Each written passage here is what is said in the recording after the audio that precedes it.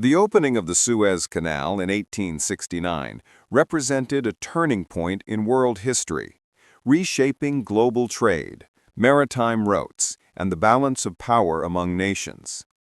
Situated in Egypt, the canal established a direct connection between the Mediterranean Sea and the Red Sea, allowing ships to travel from Europe to Asia without the long and perilous journey around the southern tip of Africa via the Cape of Good Hope.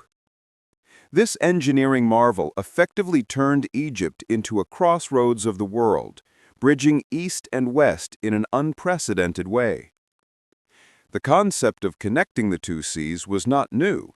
Ancient Egyptians had already constructed primitive canals linking the Nile to the Red Sea during the reigns of the pharaohs, and later rulers such as Darius I of Persia and the Ptolemies maintained similar channels. Napoleon Bonaparte, during his campaign in Egypt at the end of the 18th century, also explored the possibility of constructing a modern canal, but early surveys miscalculated the difference in sea levels and the project was abandoned.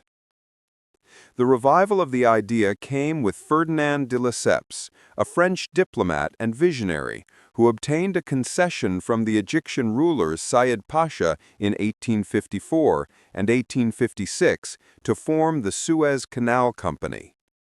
De Lesseps' charisma and persistence were crucial in rallying support for the project in France, where thousands of small investors purchased shares. Construction began in 1859 near Port Said, at the northern end of the isthmus. The project faced enormous challenges, technical, financial, and human. Initially, it relied heavily on manual labor, with tens of thousands of Egyptian peasants, fellahim, drafted under the Corv system to dig the canal using primitive tools. Working conditions were extremely harsh, with high mortality rates due to disease, exhaustion, and poor sanitation. This system provoked strong criticism from European observers and was eventually abolished by the Egyptian government in 1863 under pressure from Britain, forcing the Suez Canal Company to introduce steam-powered dredgers and other modern machinery to continue excavation.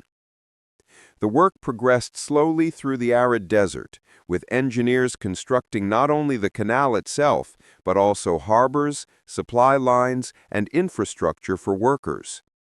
Financially, the project strained Egypt's economy as Khedive Isma'il Pasha, who succeeded Said, embarked on massive modernization projects across the country, financed largely through foreign loans.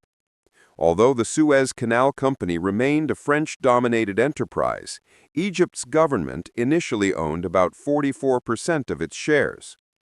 However, mounting debts compelled Isma'il to sell Egypt's stake to Britain in 1875, when Prime Minister Benjamin Disraeli seized the opportunity to purchase the shares using a loan from the Rothschild banking family. This acquisition gave Britain significant influence over the canal, transforming it into a key strategic asset of the British Empire, particularly as it secured a faster maritime route to India and the Far East. The canal's official opening took place on November 17, 1869, in a grand international ceremony at Port Said. The event was attended by European royalty and dignitaries, including Empress Eugenie of France, wife of Napoleon III, and representatives from across the world. The inaugural procession of ships through the canal was a triumph of modern engineering and symbolized the dawn of a new era in global communication and commerce. The canal stretched approximately 164 kilometers, about 102 miles, and reduced the maritime distance between London and Bombay by nearly 7,000 kilometers. It quickly became the preferred route for shipping goods, oil, and raw materials between Europe and Asia, profoundly altering world trade patterns. In the decades that followed, the Suez Canal became not only a vital commercial artery, but also a geopolitical flashpoint.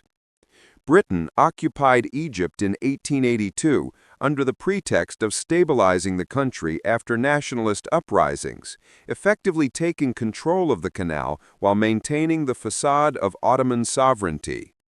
The Suez route became indispensable during both world wars, serving as the lifeline of the British Empire and later of Allied logistics.